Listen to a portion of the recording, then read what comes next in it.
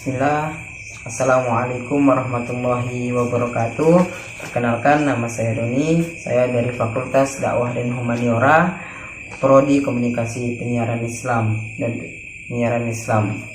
Yang saya hormati Bapak Manja SPDI, MPDI. Alhamdulillah Rabbil Alamin. Wassalatu wassalamu ala asrafil anbiya'i wal mursalin Sayyidina Muhammadin wa ala alihi wa sahbihi ajma'in. Baik, langsung saja kepada pembahasan. Pengertian studi Islam. Istilah studi Islam dalam bahasa Inggris adalah Islamic student dan dalam bahasa Arab adalah dirasah Islamiyah. Ditinjau dari sisi pengertian, studi Islam secara sederhana dimaknai sebagai kajian Islam. Pengertian studi Islam sebagai kajian Islam sesungguhnya memiliki cakupan makna dan pengertian yang luas. Hal ini wajar adanya sebab sesuatu istilah akan memiliki makna tergantung kepada mereka yang menafsirkannya. Karena penafsiran memiliki latar belakang yang berbeda satu sama lainnya, baik latar belakang studi, bidang keilmuan, pengalaman maupun berbagai perbedaan lainnya. Maka rumusan dan permasalahan yang dihasilkan juga akan berbeda. Ruang lingkup studi Islam. Menurut Muhammad Nur Hakim, tidak semua aspek agama, khususnya Islam, dapat menjadi objek studi. Dalam konteks studi Islam, ada beberapa aspek tertentu dari Islam yang menjadi objek studi, yaitu yang pertama, Islam sebagai doktrin dari Tuhan yang kebenarannya bagi pemeluknya sudah final dalam arti absolut dan diterima secara apa adanya. Kedua, sebagai gejala budaya yang berarti seluruh apa yang menjadi kreasi manusia dalam kaitan dengan agama, termasuk pemahaman orang terhadap doktrin agama. Yang ketiga, sebagai interaksi sosial, yaitu realitas umat Islam. Sementara menurut Muhammad Amin Abdullah, terdapat 3 wilayah keilmuan agama Islam yang menjadi objek studi Islam. Yang pertama, wilayah praktek keyakinan dan pemahaman terhadap wahyu yang telah diinterpretasikan sedemikian rupa oleh para ulama. Yang kedua, wilayah teori-teori keilmuan yang direncanakan dan disusun sistematika dan metodologinya oleh para ilmuwan, para ahli, dan para ulama sesuai bidang kajiannya masing-masing. Yang ketiga, telaah teoritis yang lebih populer disebut metode Chaucer terhadap sejarah perkembangan jatuh bangunnya teori-teori yang disusun oleh kalangan ilmuwan dan ulama pada lapisan kedua. Sedangkan menurut Muhammad Atau Muzhar menyatakan bahwa objek kajian Islam adalah substansi ajaran-ajaran Islam seperti kalam, fikih, dan tasawuf. Tujuan studi Islam.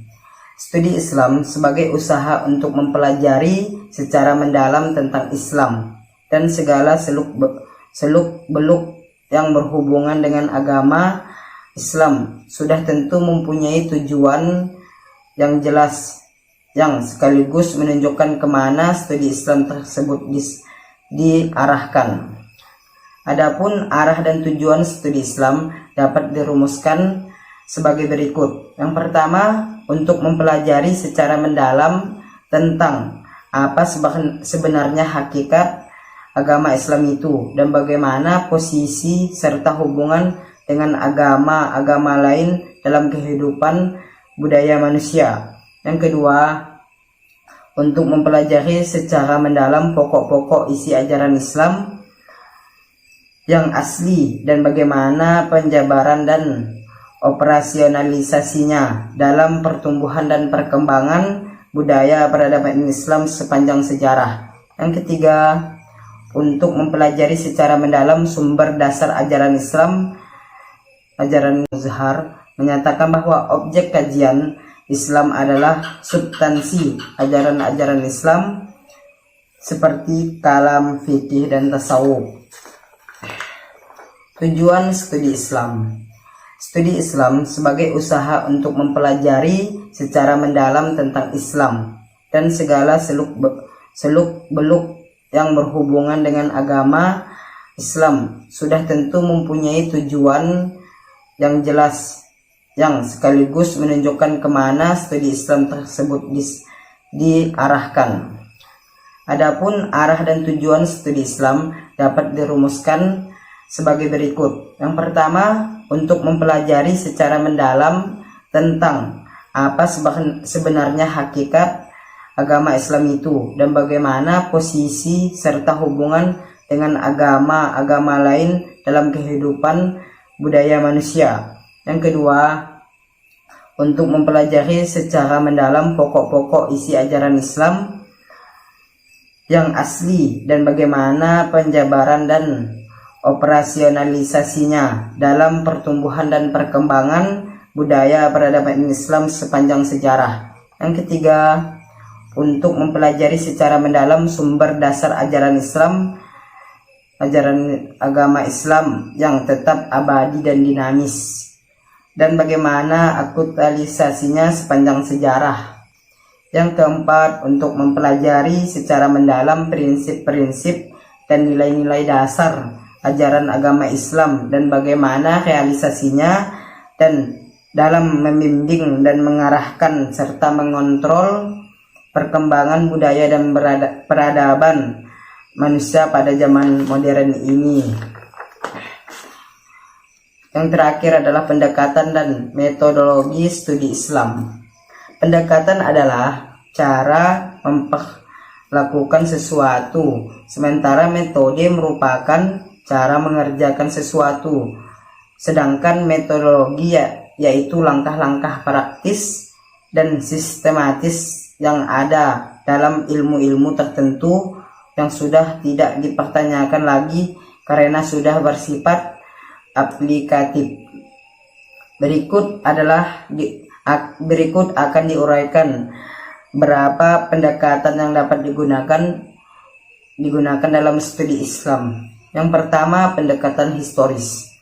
Sejarah atau historis adalah suatu ilmu yang di dalamnya dibahas sebagai peristiwa dengan memperhatikan unsur tempat, waktu, objek, latar belakang, dan pelaku peristiwa tersebut.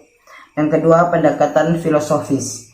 Yang dimaksud pendekatan filosofis adalah melihat suatu permasalahan dari sudut tinjau filsafat dan berusaha untuk menjawab dan memecahkan permasalahan itu dengan menggunakan metode analisis spekulatif. Yang ketiga adalah pendekatan ilmiah. Yang dimaksud pendekatan ilmiah adalah meninjau dan menganalisis suatu permasalahan atau objek studi dengan menggunakan metode ilmiah pada umumnya. Di antara ciri pokok dan pendekatan ilmiah adalah terjamin jika kebenarannya bisa dibuktikan dan didukung oleh data empiris konkret dan rasional. Yang keempat, pendekatan doktriner. Adapun pendekatan doktriner atau pendekatan studi Islam secara konvensional merupakan pendekatan studi Islam di kalangan umat Islam yang berlangsung adalah bahwa agama Islam sebagai objek studi diyakini sebagai suatu yang suci dan merupakan doktrin-doktrin yang berasal dari ilahi yang mempunyai nilai kebenaran absolut, mutlak dan universal.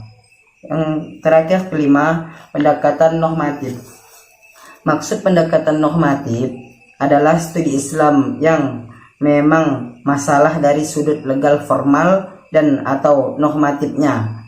Maksud legal formal adalah hubungannya dengan halal dan haram, boleh atau tidak dan sejenisnya.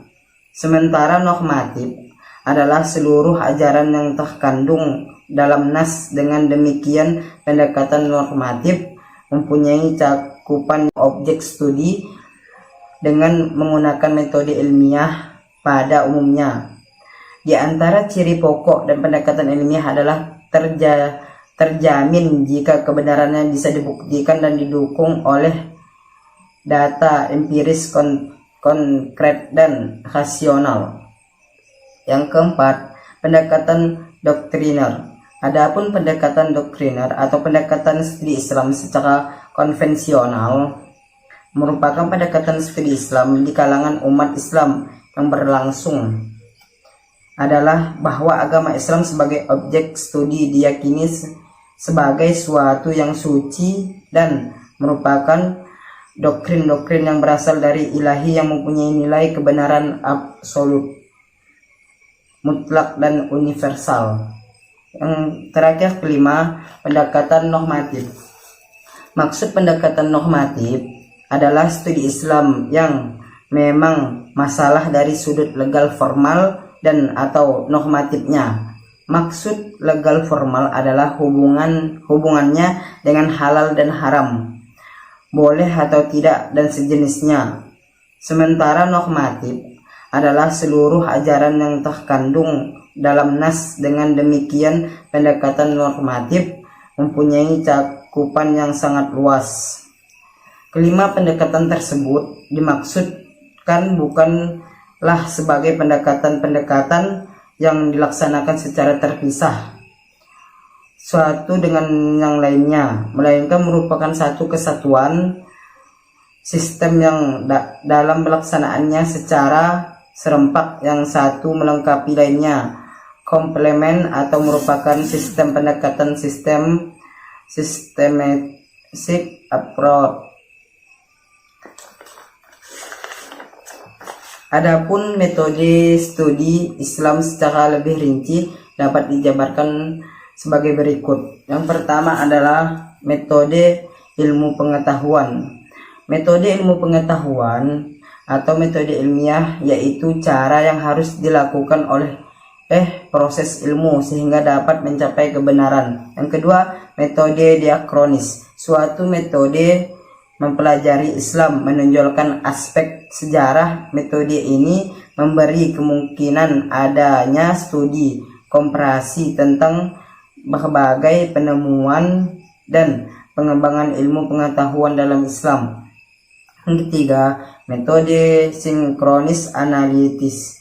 Suatu metode mempelajari Islam yang memberikan kemampuan analisis teoritis yang sangat berguna bagi perkembangan keimanan dan mental intelek umat Islam. Yang keempat, metode problem solving. Metode mempelajari Islam yang mengajak pemeluknya untuk berlatih menghadapi berbagai masalah dari suatu cabang ilmu pengetahuan dengan solusinya.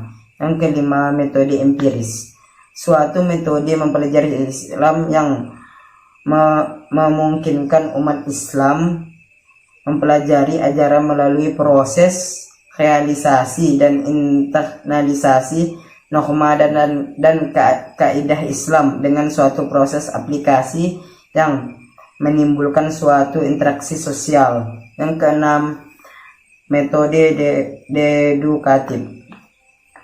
Suatu metode memahami Islam dengan cara menyusun kaidah secara logis dan filosofis, dan selanjutnya kaidah ini diaplikasikan untuk menuntutkan